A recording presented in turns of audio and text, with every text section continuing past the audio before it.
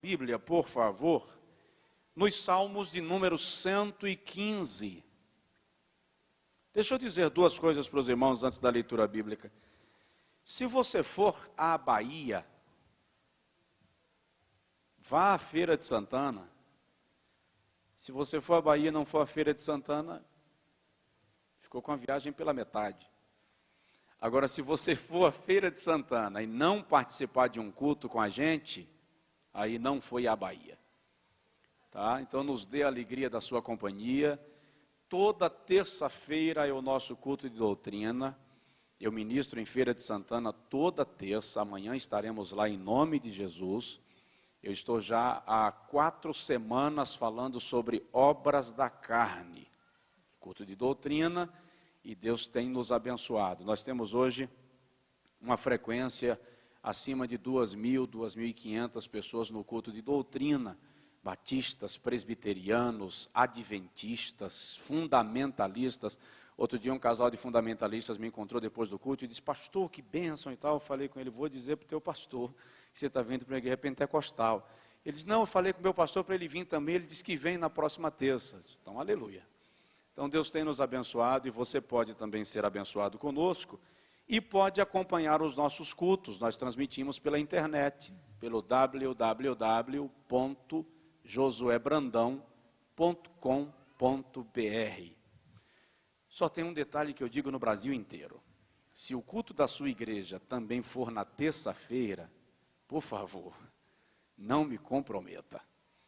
Vai para o culto na tua igreja, adora a Deus lá, tá? Depois do culto, ou no outro dia, você acessa o nosso site e assiste o culto que fica lá gravado. Não existe pastorado virtual, tá? Então, no dia do culto na tua igreja, vai para a igreja, senta, te alimenta, adora a Deus, comunga-te com os irmãos e depois você pode acompanhar o culto conosco, tá certo? Em nome de Jesus. Segunda coisa que eu quero dizer para os irmãos é que na saída, em algum lugar, nós temos aí os nossos materiais expostos, estão sendo montados ali na saída. Nós temos aí mensagens gravadas em DVDs, livros de nossa autoria. Na verdade, o livro só tem um título aí, Vaso Quebrado. Mas nós temos algumas mensagens, e deixa eu destacar 2 delas. Nós temos uma série de mensagens, foram 11 semanas que nós falamos sobre o mesmo assunto em Feira de Santana. Confrontação, o momento que Deus cerca o homem. Nós falamos sobre personagens bíblicos, profetas, reis, sacerdotes, apóstolos, que cometeram um pecado, e em vez de consertar, de se arrepender, deram só uma ajeitadinha básica e foram embora. E o incrível é que Deus continuou abençoando, Deus continuou usando aqueles camaradas, Deus continuou protegendo eles, até que chegou um momento que o Senhor atravessou na frente do indivíduo e disse: agora, ou você conserta aquela besteira que você fez no passado, ou o seu futuro estará comprometido. E tem alguns casos, como no caso de Moisés, que a Bíblia diz assim: o Senhor desceu para matá-lo. Jeová veio decidido a dar cabo da vida de Moisés, forçou o arrependimento, e o Senhor deu a Moisés um ministério muito mais amplo do que ele havia tido até então. Então nós temos essas mensagens aí. Outro título que nós temos é Destruindo os Gigantes de Sua Vida. Medo, orgulho, raiz de amargura, ansiedade, que é o mal do século. Meu filho falou, essa semana estava irritado, eu tenho um filho de 12 anos, ele estava chateado, eu falei com ele: calma. Ele falou assim: se o senhor me pedir calma, pior, eu fico mais nervoso ainda. Então está difícil, você precisa descansar. Então a ansiedade é o mal do século, e nós precisamos aprender com Cristo como vencê-la. Então nos ajude no final do trabalho, você estará nos abençoando, e mais do que isso, sendo abençoado, porque é a palavra de Deus que vai abençoar a sua vida. Amém? Salmos 115, versículo de número 3. Deixa eu compartilhar algo da parte de Deus com você. Diz assim: mas o nosso Deus está onde? Nos céus, Diga para a pessoa que está do seu lado: eu sei onde o meu Senhor mora. Nada melhor do que saber o endereço da pessoa que pode resolver um grande problema para você. E você sabe onde Deus mora. O nosso Deus está nos céus. Faz tudo o que lhe apraz. Faz tudo o que quer fazer. A minha reflexão nesta noite vai girar em torno do tema o jeito que Deus age. O jeito que Deus age. O salmista primeiro está reconhecendo a soberania de Deus em relação aos ídolos que eram imagens dos deuses pagãos das nações vizinhas de Israel, que embora muitos deuses tinham boca, ele descreve isso nos versículos posteriores, boca e não falam, têm ouvidos e não ouvem, têm olhos e não veem, mas o meu Deus está no céu. A ideia do salmista é de um Deus vivo, de um Deus ativo, de um Deus que tem o controle de todas as coisas. Eu tenho dito sempre que Deus não fica estressado, Deus não sofre pressão, não fica nervoso, não se irrita porque as coisas saíram do controle, porque na verdade as coisas nunca saem do controle de Deus. A ideia do cristianismo triunfalista, do determine que Deus faça, reivindique que Deus tem que atender, declare que Deus é obrigado a cumprir, ela não se adequa ao Deus da Bíblia, que faz tudo o que lhe apraz. A Bíblia Sagrada claramente revela que Deus faz o que quer fazer. Eu ouvi certa feita um pregador empolgado, dizendo assim: levei Jeová no canto da parede. Na hora do jantar, depois do culto, ele me deu uma deixa, deu uma brecha, e eu não perdi. E eu falei com ele: aquela ideia lá de levar Jeová no canto da parede, você levou uma aranha. Jeová não vai ao canto da parede. A Bíblia diz que ele mede as águas do oceano na concha das suas mãos. A Bíblia também diz que as nuvens são a poeira dos seus pés.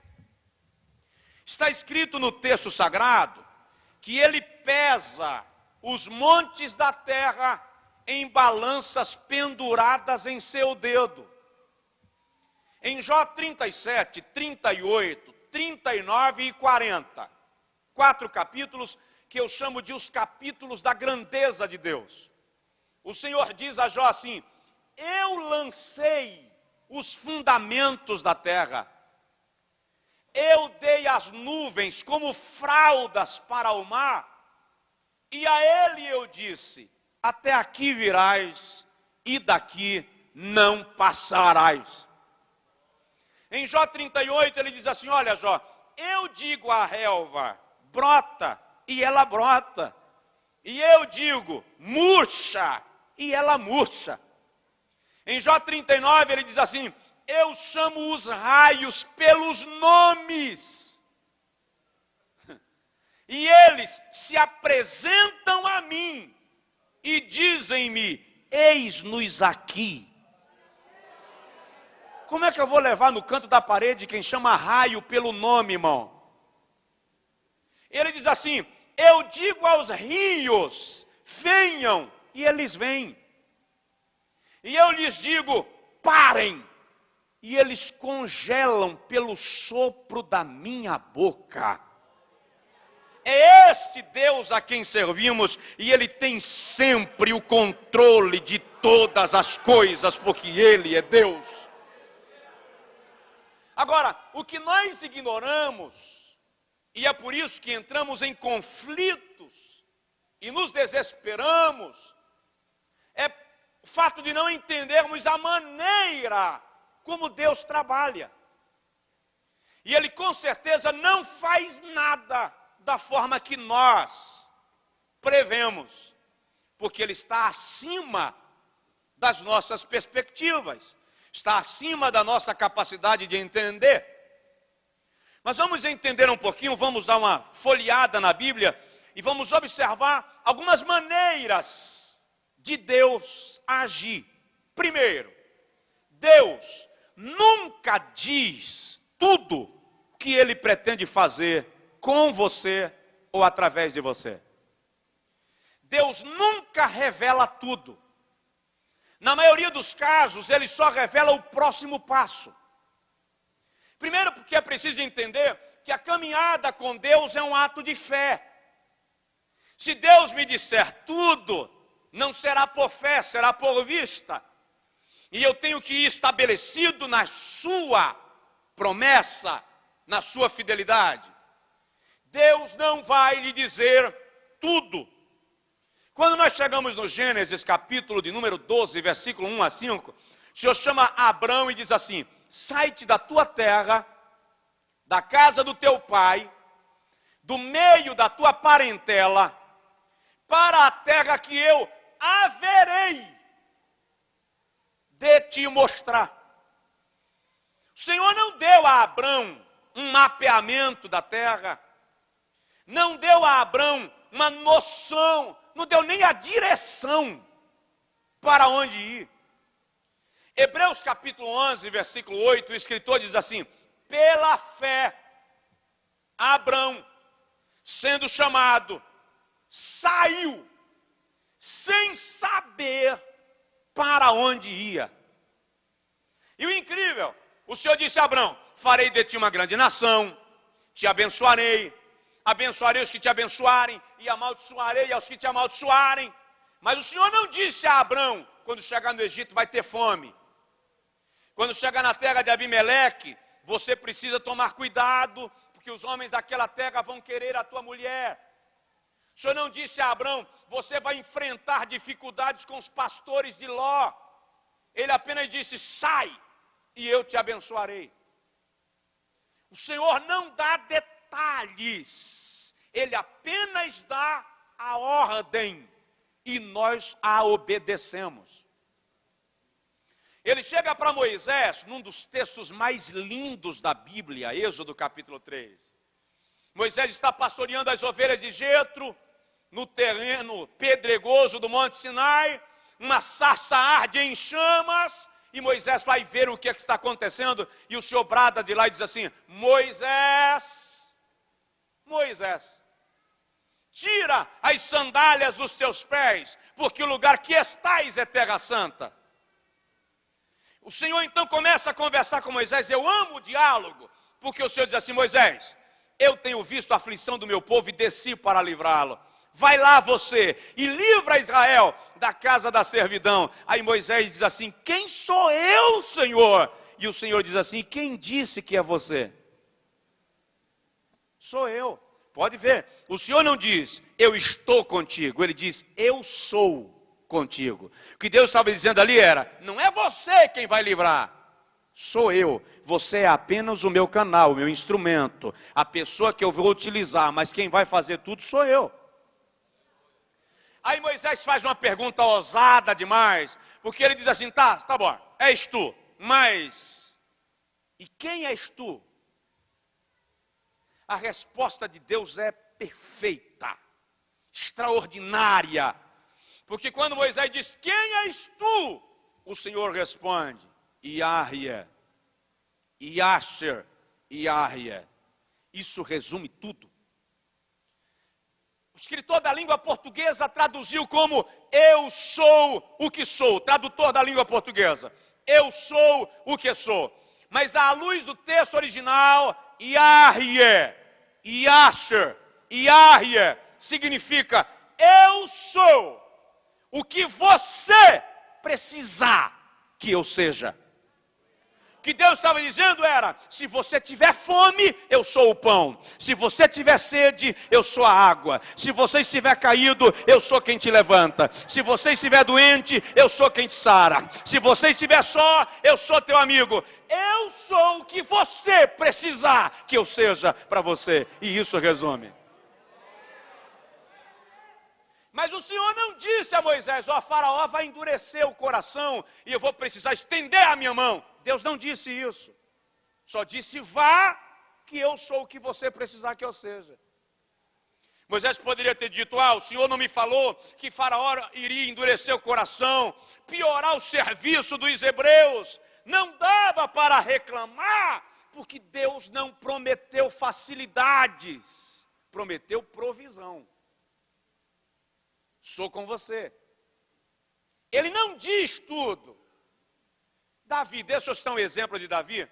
Davi foi ungido rei, sabia que o trono lhe esperava, tinha um profeta que era o homem mais destacado, respeitado de Israel, ao seu lado, o profeta Samuel. Mas teve um momento que, apesar da unção, apesar das promessas, apesar da intercessão de Samuel, Davi parou e ficou em dúvida acerca do seu futuro. 1 Samuel capítulo 22, versículo 3, ele pegou os seus pais, levou a Mispa, me parece que foi Mispa, e ao chegar lá ele diz ao rei: esconde aqui o meu pai e a minha mãe, até que eu saiba o que o Senhor fará da minha vida. Chegou um momento que Davi ficou mais ou menos assim: será que as promessas de Deus ainda estão valendo para mim? Será que aquela unção ainda está de pé? Será que a ideia de Deus em me dar o trono permanece? Davi entrou em dúvida, por causa da perseguição, e Deus não havia dito a ele: você vai ser ungido e Saul vai te perseguir. Quando você é ungido, a ideia que você tem é de que os seus inimigos vão se prostrar. Ora, eu fui ungido, agora não tem luta que se levante contra mim, que eu passo por cima de todas. E eu disse um dia desse numa convenção, que tem luta que você só tem por causa da unção.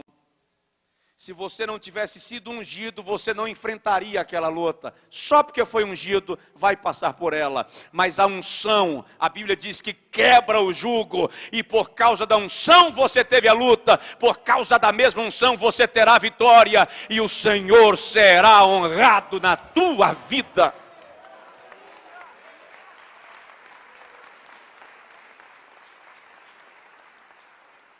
Dá uma olhadinha na pessoa perto de você e diz para ele assim: Deus não conta tudo. Segundo lugar, o jeito que Deus age. Na verdade, Deus reage. Deus reage muito mais às nossas atitudes do que propriamente age pela sua soberana vontade. Deus reage muito mais às nossas atitudes do que propriamente age pela sua vontade soberana. Quer alguns exemplos? Vamos começar lá por Tiago, capítulo 4, versículo 8. Chegai-vos a Deus, ação, e Ele se chegará a vós, reação. Jeremias 33, 3.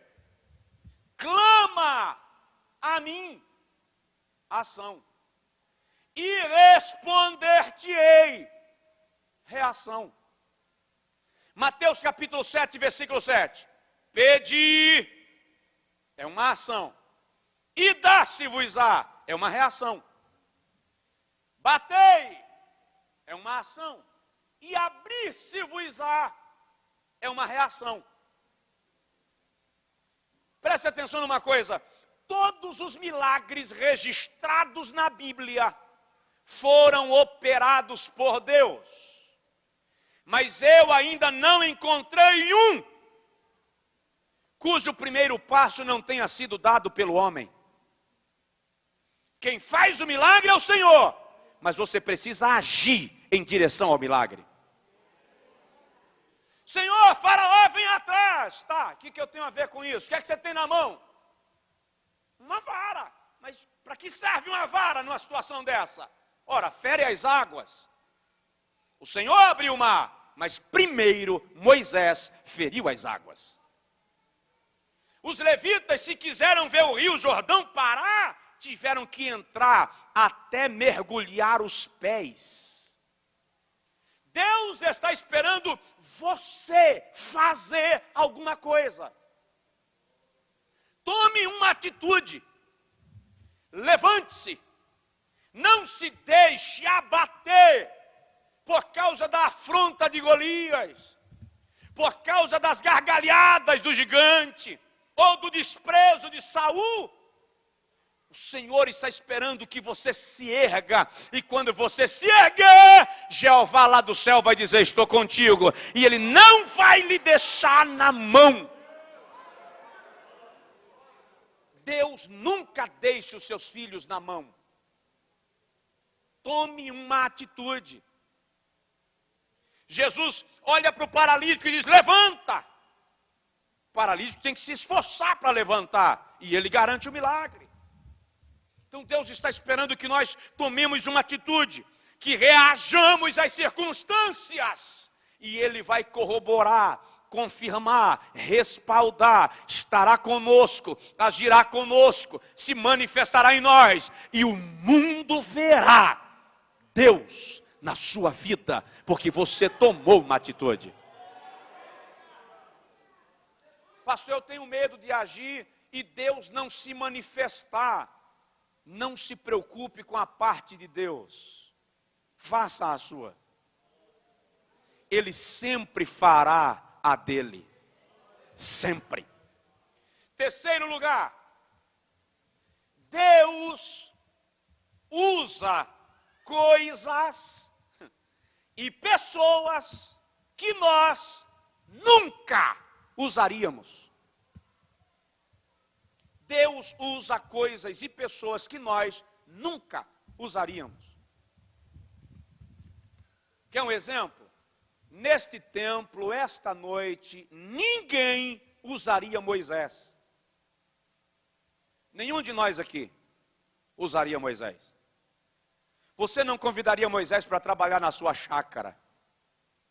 Você não teria coragem de dar a Moisés o volante do teu carro para levar o teu filho para a escola.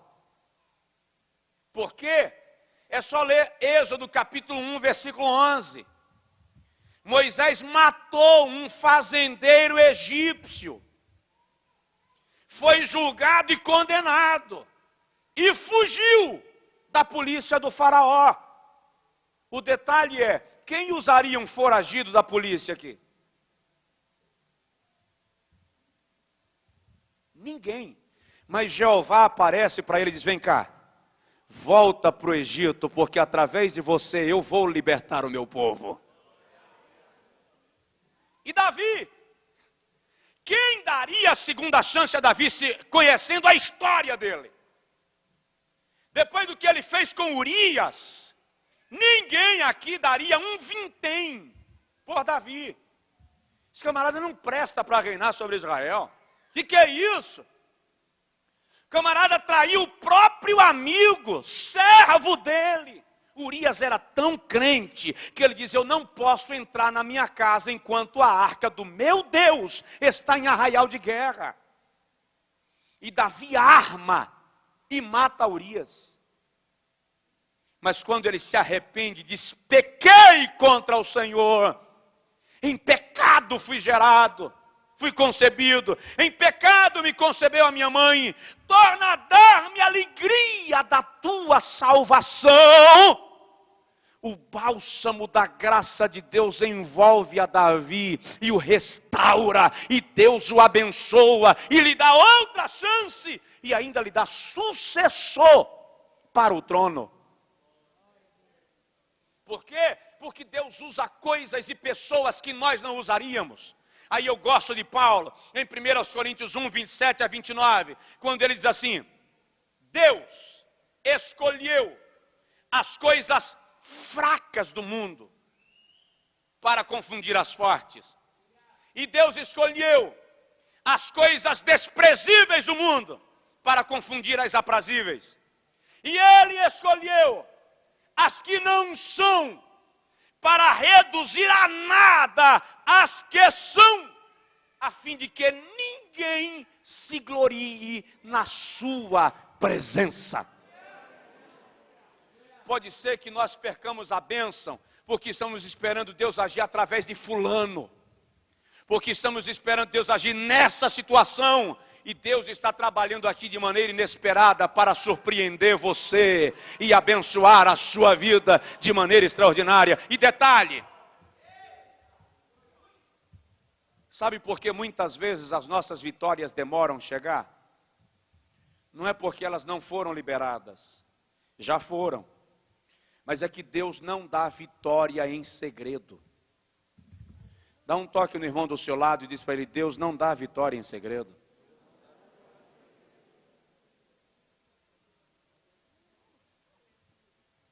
Você enfrentou toda a luta, está enfrentando toda a batalha.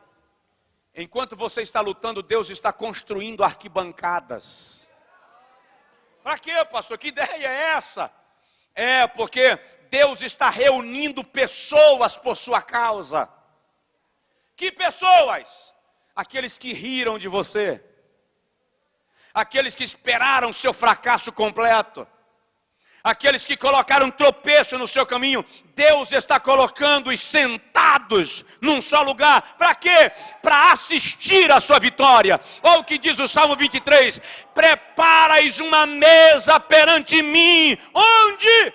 Na presença dos meus inimigos. Eles vão sentar para ver você banquetear com Deus e vão ter que reconhecer que o Senhor te deu dupla honra, que foi o louvor cantado no início desse culto, porque Deus é Deus e Ele é fiel. Oh, aleluia, aleluia. Quarto lugar, Deus age numa dimensão muito superior à nossa. Isaías 55, 8 e 9, ele diz assim: porque os meus pensamentos não são os vossos pensamentos, nem os meus caminhos, os vossos caminhos. Porque assim como os céus estão mais altos do que a terra, assim os meus pensamentos são mais altos do que os vossos pensamentos. No seu pensamento, essa situação que você está passando é vergonha. No conceito de Deus é oportunidade de honra. Tem uma palavra de Davi, eu sou apaixonada por ela. 1 Samuel capítulo 23, me parece que é o versículo 16, quando Absalão vem perseguindo a Davi para matá-lo. 2 Samuel, Absalão vem perseguindo a Davi para matá-lo, e os homens de Davi vão com ele, fugindo de Jerusalém. De repente aparece Simeia, e Simeia começa a amaldiçoar a Davi, e jogar pedras em Davi. Aí Absai, que era sobrinho de Davi, chega para Davi e diz: me dá permissão, e eu quero arrancar a cabeça desse cão, a cabeça desse cachorro. Quem é ele para amaldiçoar o meu rei? E Davi diz: deixa. Deus está contemplando a minha aflição, e Ele é poderoso para transformar em bênção a maldição deste dia. Deus é perito em agir no caos. Ele está trabalhando acima da sua perspectiva. Mike Murdock diz que às vezes as nossas vitórias vêm mascaradas de derrotas. Nem tudo que para você parece derrota, para Deus é de fato uma derrota, porque no conceito de Deus pode ser a preparação de uma grande vitória. É por isso que Paulo canta em Romanos 11, 33 a 36, e diz assim: ó profundidade das riquezas, tanto da sabedoria quanto da ciência de Deus. Quão inescrutáveis são os teus caminhos, e quão insondáveis os teus juízos, porque quem conheceu a mente do Senhor? Ou quem foi o seu conselheiro? Ou quem a ele deu primeiro, para que ele retribua? Aí Paulo conclui dizendo: porque dele, e por ele, e para ele, são todas as coisas. Glória, pois, a ele eternamente. Amém. Dá um toque aí no vizinho e diz para ele: Deus está acima do que você pensa. Deus está acima do que você pensa. Queridos, eu ministrei uma mensagem uma certa feita com o título: há derrotas que valem mais do que vitórias. E um amigo meu, depois do culto, falou assim: você está muito underground. E eu falei com ele: a verdade é que nós não sabemos valorizar algumas experiências que Deus nos permite. Se você for analisar o perfil de Jesus, em paralelo com esse cristianismo triunfalista e pós-moderno, me permita a expressão, ela é forte. Mas à luz desse conceito do triunfalismo absoluto, Cristo foi um fracasso. Ele nasceu de uma manjedoura, filho de uma família pobre, cresceu no deserto da Palestina. Um dia ele disse: os pássaros têm ninho e as raposas têm covis, mas eu não tenho onde reclinar a minha cabeça. Vivia mantido por pobres, viúvas e mulheres do seu tempo. Uma única vez que andou de transporte foi num jumento emprestado e encerrou morrendo na cruz. Onde é que está o triunfalismo disso? Eu vou lhe mostrar o grande triunfo de Jesus. Dá uma olhadinha na pessoa do seu lado e diz para ele: você é o grande triunfo de Jesus. A sua vitória não está na sua vida, a sua vitória está na sua morte e na sua ressurreição, porque foi na morte que ele nos comprou, e foi na ressurreição que ele nos justificou, e na sua vida nos deu exemplo para uma vida de vitória e esperança de vida eterna. Então Deus pensa diferente.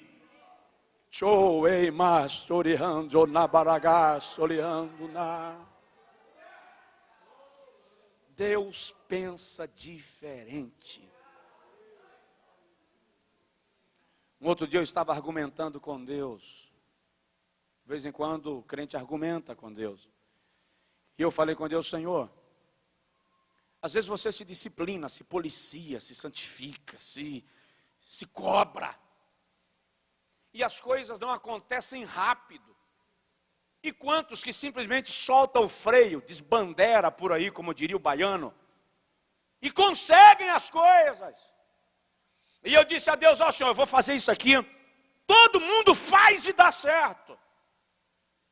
E o Senhor me disse assim: ninguém entra para a história fazendo o que todo mundo faz.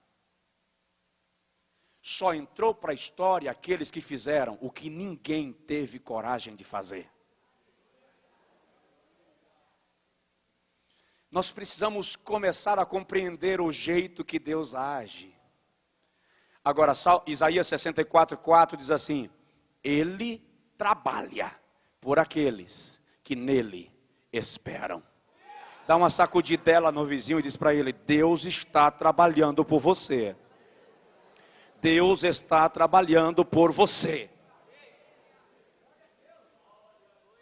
Quinto lugar, e eu já vou caminhando para encerrar.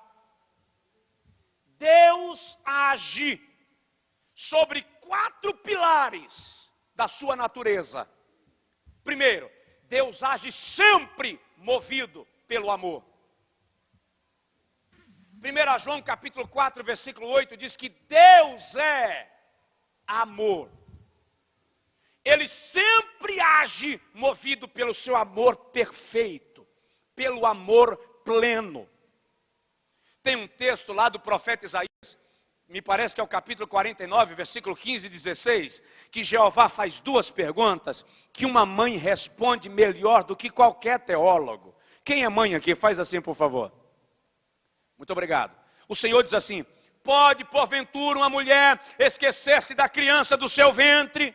A pergunta que Deus está fazendo é: mãe, por favor, uma mulher grávida esquece que está grávida? É isso que Deus está perguntando. Depois ele pergunta: e pode uma mulher esquecer-se da criança que amamenta no seu seio? A pergunta é: enquanto ela suga leite materno, a mãe esquece que ela está lá? Não. Ele diz assim: todavia, ainda que ela se esqueça do seu filho, eu jamais, eu amo esse jamais, pastor Josué. Jamais aqui é em qualquer hipótese, sob qualquer circunstância, aconteça o que acontecer, eu jamais me esquecerei de ti. Por quê? Porque nas palmas das minhas mãos eu te gravei e os teus dias estão todos escritos diante de mim. Isso é amor. Mas Deus age sempre movido por misericórdia. Deus é misericordioso.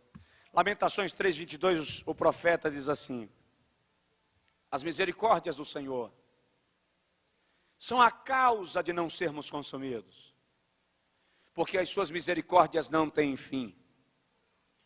O texto original diz assim: a compaixão do Senhor é a causa de não sermos consumidos, porque o seu carinho não tem fim. Deus tem muito carinho por você. E é por causa deste carinho que Ele não deixa Satanás tocar em você.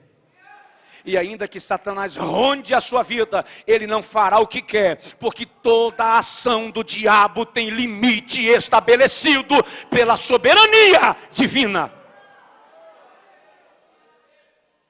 Eu vivi um período que eu comecei a questionar, mas Deus deixou Satanás tocar em Jó.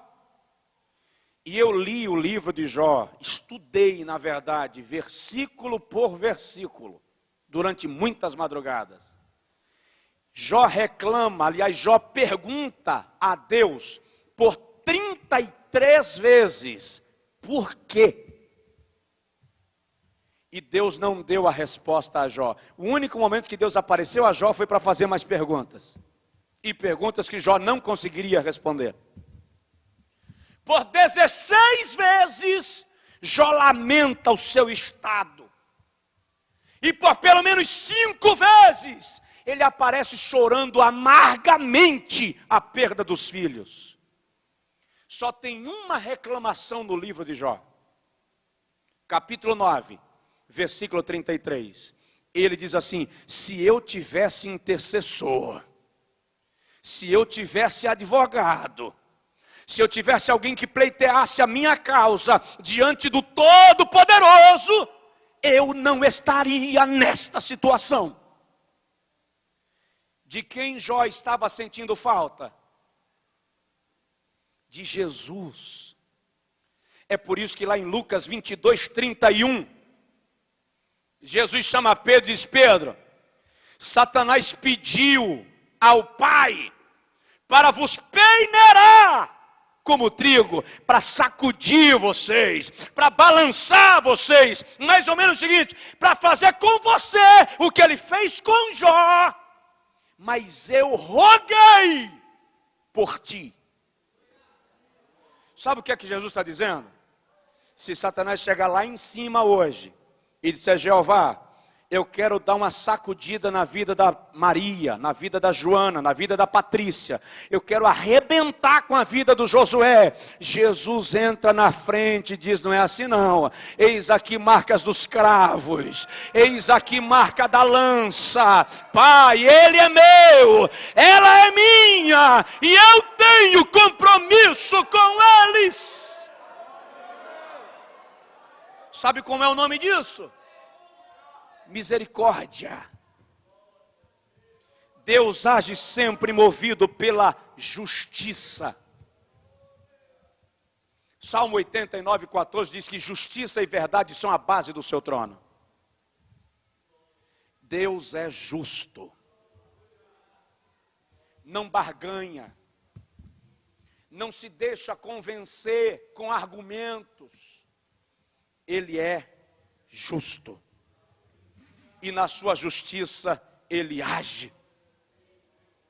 E Deus age sempre movido por fidelidade. Dá uma olhadinha no olho do vizinho e diz para ele assim: Deus é sempre fiel. Deus é sempre fiel. Irmãos, o texto é tão extraordinário que diz assim, 1 Timóteo 2,13, se formos, se somos, não é se formos, é se somos. Porque se o apóstolo colocasse se formos, ele estaria colocando em dúvida a probabilidade da nossa fraqueza. E na verdade nós somos falhos, não se discute isso. Ele está dizendo, se somos, de fato nós somos falhos. Se somos infiéis, Ele permanece fiel. Não pode negar-se a si mesmo. É por isso que eu digo sempre que Deus não precisa ser fiel a mim. Se a fidelidade de Deus fosse a mim, ela estaria condicionada à minha condição de reciprocidade. Deus é fiel a si mesmo. Por isso que o texto diz, não pode negar-se a si mesmo. Ele é fiel à sua natureza, aos seus atributos, à sua majestade, à sua eternidade, à sua palavra. Passarão os céus e a terra e as minhas palavras não hão de passar. Deus é sempre fiel. Penúltimo lugar, quando Deus age, ninguém pode impedir. Não tem costa larga, não tem costa quente, não tem mão grande, não tem influência. Quando Deus age, acabou. Isaías 43:13. Ainda antes que o mundo existisse, eu sou. E ninguém há que possa fazer escapar da minha mão. Operando eu, quem impedirá? Quem entra na frente para impedir Deus agir? Eu fiz um estudo exegético do Salmo 46. Deus é o nosso refúgio e fortaleza, socorro bem presente na angústia. Me apaixonei pelos salmos. O salmista retrata uma catástrofe universal e Deus ainda assim no meio do seu povo garantindo tranquilidade. Mas lá no versículo 6 ele diz assim: aquietai-vos. Sabe o que é aquietai-vos ali? Aquietai-vos ali é, sai da frente. Sai de cena. É como se Deus dissesse, para de brigar com a tua força, me deixa agir. Eu quero entrar em ação por você. Vai, sai, me dá a vez. E você saberá que eu sou Deus. Serei exaltado entre as nações. Serei exaltado sobre a terra. Jó 42:2, bem sei que tudo podes, e nenhum dos teus propósitos podem ser impedidos. Fica em pé, por favor, em nome de Jesus. Quando Deus age, ninguém impede. Se Deus abençoou, não é da conta de ninguém. Ele abençoou e não se discute. Mas deixa eu encerrar dizendo para você o seguinte: Deus age o tempo todo, todo o tempo. Deus age o tempo todo, todo o tempo. Salmo 121 diz assim: eis que não dormirá, não tosquenejará, nem dormirá o guarda de Israel. O Senhor é quem te guarda. Ele é a tua sombra à tua direita. O sol não te molestará de dia, nem a lua de noite. O Senhor guardará a tua alma. Ele te guardará de todo o mal. Ele guardará a tua entrada e a tua saída, desde agora e para sempre. Deus age o tempo todo. Ele não dorme, Ele não cochila. Aleluia! Eu ouvi um pregador dizendo um dia assim: José chegou no Egito, era escravo, de repente era governador. Bom, os estudiosos dizem que foram 13 anos de escravidão. E eu não sei se 13 anos de escravidão pode ser chamado de repente. Mas uma coisa é fato: o justo, na estação própria, prosperará. Diz aí para a pessoa do seu lado: Deus tem um tempo para cada coisa. Deus tem um tempo para cada coisa. Mas Ele age o tempo todo por você. Ele age o tempo todo por você. E detalhe, Deus age nos menores detalhes, nas coisas menos significantes. Ele está agindo por você. Eu quero orar com você nesta noite. Deixa eu compartilhar com você algo pessoal. No ano de 2006, eu fui convidado para ministrar numa escola bíblica de pastores nos Estados Unidos, escola bíblica nacional. Eu estava no meio de uma luta muito forte, de um furacão. Eu estava abatido, angustiado. Eu pregava e quando terminava ia para o apartamento do hotel, orava e chorava. Terminei de pregar naquela convenção, eu fui para a Escola Bíblica de Obreiros da Europa, que foi realizada em Genebra, na Suíça. E na Suíça eu ministrava pela manhã e à noite, todos os dias. Pela manhã eu dava aula e à noite eu pregava. E no intervalo eu chorava. Somada a diferença de fuso horário de 5 horas. Quando dava meia-noite aqui que eu sentia sono, já eram 5, 6 da manhã lá, eu tinha que levantar para sair para a aula da manhã. Ao meu estado emocional, físico debilitado, eu fiquei uma semana inteira praticamente sem dormir nada. Na última noite, domingo, depois do culto, eu cheguei no hotel e desabei. A alma desabou em lágrimas. E já 6 da manhã, ainda sem dormir, eu disse a Jesus: Senhor, me desculpa, que eu vou te dizer aqui, eu sei que tu cuidas de mim, mas tem dia que eu preciso de um sinal visível desse cuidado, e hoje eu preciso. Eu levantei, tomei banho, o pastor me apanhou, me levou para o aeroporto.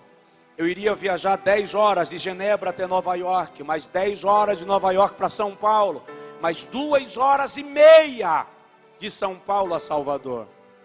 Eu estava fatigado, cansado, angustiado. E eu cheguei no aeroporto e falei com o rapaz da companhia aérea: por favor, não me dá um assento do meio, me dá uma janela ou corredor. Imagina você viajar 10 horas com um indivíduo falando russo de um lado e o outro falando alemão do outro lado.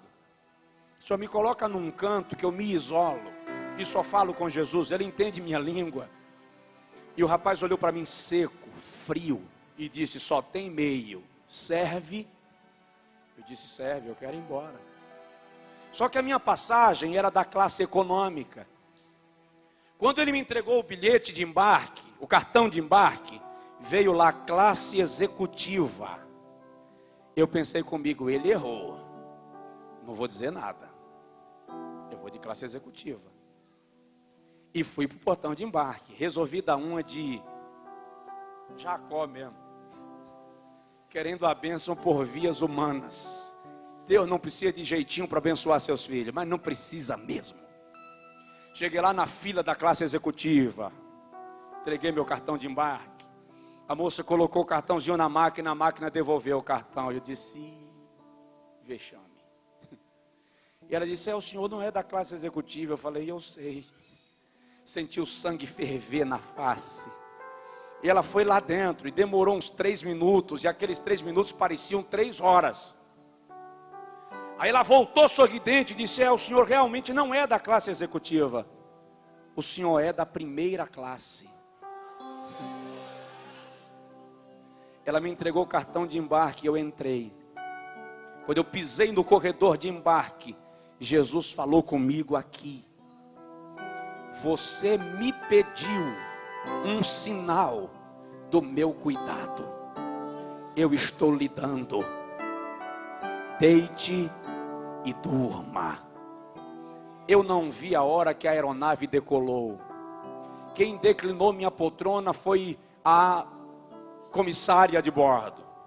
Eu acordei 9h20 depois, preparando para pouso em Nova York. Porque Deus cuida de detalhes para você. Você crê nisso? Diga amém.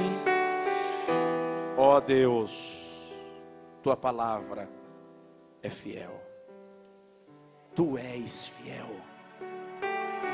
Esta é a tua palavra. E este é o teu povo. Aqui estão tuas filhas e teus filhos.